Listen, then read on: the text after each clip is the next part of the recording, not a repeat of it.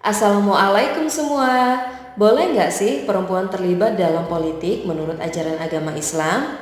Banyak di antara kita sebagai muslim masih ragu tentang seberapa besar perempuan muslim diperbolehkan terlibat dalam panggung politik. Ini sebenarnya bukan hal yang asing sejak zaman dahulu dan mungkin akan terus diperbincangkan pada masa mendatang. Jika kita kontekstualisasikan dengan nas tentang hak politik perempuan, perempuan berhak menduduki jabatan politik dengan syarat mentaati hukum syariat Islam karena tidak ada teks yang secara tegas melarangnya. Ayat yang dipakai sebagai dasar ialah surat At-Taubah ayat 71 yang artinya, dan orang-orang yang beriman, laki-laki dan perempuan, sebagian mereka menjadi penolong bagi sebagian yang lain. Imam Al-Syarawi dalam kitab tafsirnya mengatakan bahwa yang dimaksud dalam kata aulia adalah masyarakat mukmin harus saling tolong-menolong dan saling memberi nasihat agar sempurna imannya.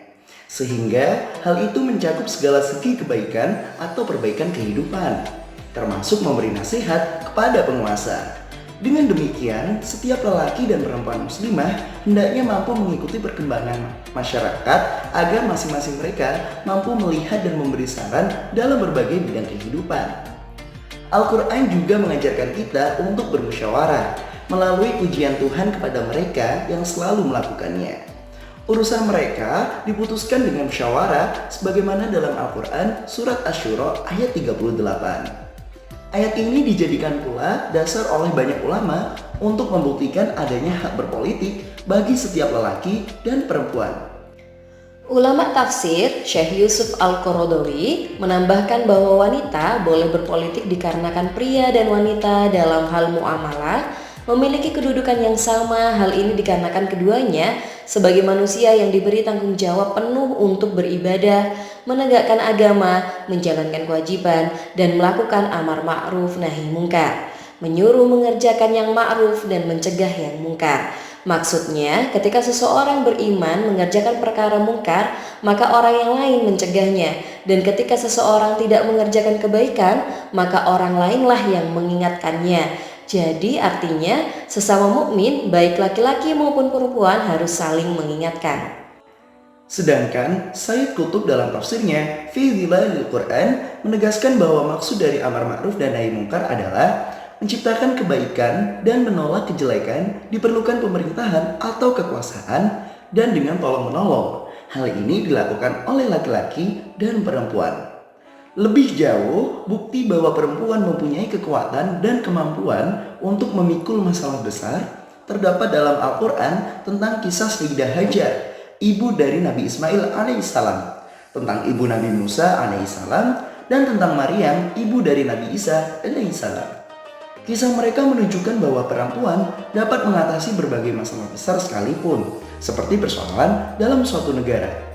Demikian pula dengan teladan yang dicontohkan oleh para istri Rasulullah SAW. Menurut Fatimah Mernisi, Khadijah, istri pertama Rasulullah, bukan hanya seorang saudagar tajir melintir belaka, tapi juga sosok yang dihormati dan disegani di komunitasnya karena kecerdasan, integritas, dan keterampilan kepemimpinannya di ruang publik. Aktivitas bisnis dan pengaruh sosial Khadijah terkait erat dengan politik tak dapat dipungkiri, sebab Khadijah memiliki kekayaan dan status sosial untuk mendukung Rasulullah Shallallahu Alaihi Wasallam dan misi dakwah beliau. Misalnya diceritakan bahwa Khadijah memberikan dukungan sepenuhnya kepada Rasulullah Shallallahu Alaihi Wasallam ketika beliau mulai menerima wahyu dari Allah, yang dibuktikan dengan dirinya sebagai figur perempuan yang pertama kali masuk Islam. Kepemimpinan dan pengaruh politik Khadijah melampaui perannya sebagai pengusaha, istri sekaligus penasihat Rasulullah Shallallahu Alaihi Wasallam.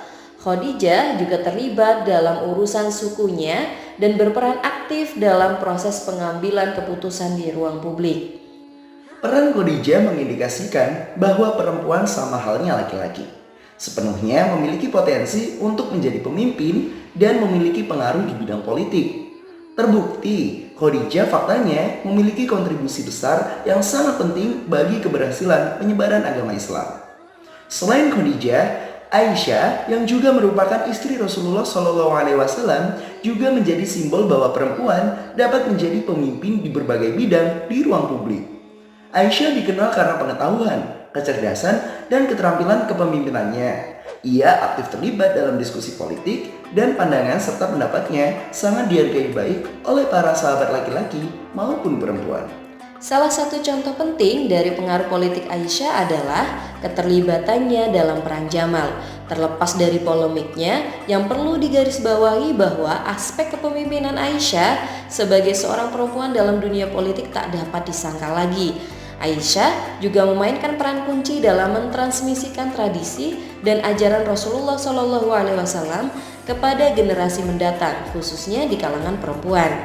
Politik tentu saja tidak hanya soal strategi dan kepemimpinan untuk tata kelola peradaban, melainkan juga soal edukasi dan keilmuan untuk tata kelola intelektualitas dan kebudayaan.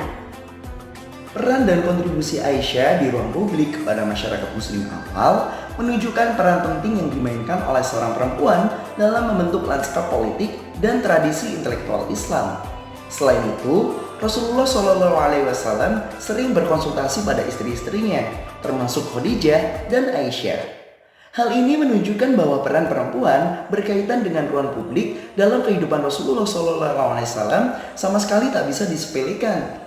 Sekaligus menguatkan bahwa Al-Quran mengukuhkan nilai-nilai kesetaraan antara perempuan dan laki-laki, serta memberikan perempuan hak dan tanggung jawab yang setara dengan laki-laki. Apalagi tidak ditemukan ayat atau hadis yang melarang kaum perempuan untuk aktif dalam dunia politik. Demikian juga menjadi seorang pemimpin. Sebaliknya, Al-Quran dan hadis banyak mengisyaratkan tentang kebolehan perempuan aktif menekuni dunia politik tersebut. Jadi, Islam memberikan kebebasan dan tidak ada dalil yang melarang seseorang, khususnya perempuan muslimah, untuk menjadi seorang pemimpin, termasuk dalam dunia politik. Begitu ya teman-teman, semoga bermanfaat. Wassalamualaikum warahmatullahi wabarakatuh.